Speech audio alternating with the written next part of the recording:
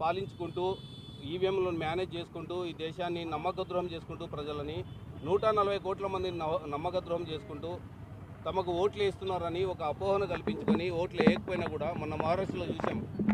ఒక గ్రామ ప్రజలందరూ మేము మొత్తం కాంగ్రెస్ పార్టీకి ఓటేస్తే ఒక ఓటు కూడా కాంగ్రెస్ పార్టీకి పడకపోవడం ఆశ్చర్యకరంగా ఉందని చెప్పి వారు కలెక్టర్ ఎదురుగా వెళ్ళి నిరసన కార్యక్రమం చేపట్టడం జరిగింది. ఇలాంటి విషయాలు చూస్తూ ఉంటే ఈ 140 కోట్ల మందికి డౌట్ రావడం సహజం. ఎలా బీజేపీ ఎల్ఐసీలు అమ్ముతుందన్నా, రైల్వేలను అమ్ముతుందన్నా కూడా, ఈ దేశంలో మొత్తం సంపదను దోచుకుంటుందన్నా కూడా వాళ్ళే అధికారంలో ఎలా కూర్చుంటున్నారని ప్రతి ఒక్క 140 కోట్ల మందికి వస్తున్న ఇది క్వశ్చనే.